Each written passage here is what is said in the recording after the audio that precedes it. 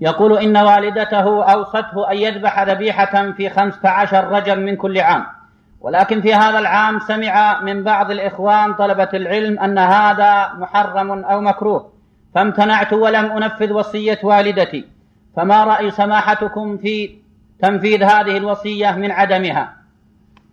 تخصيص رجب لا وجه له، ولكن إذا نفذتها في تارة كذا وتارة في شعبان، تارة في رمضان، تارة في غيره، تصدق عنها لا بأس. أما تخصيص رجب لا وجه له، هذا من عمل الجاهلية.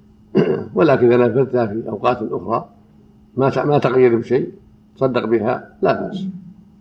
في رمضان نحسن ما يكون في رمضان، لرمضان أفضل الشهور، إذا نفذتها في رمضان هذا عمل صالح.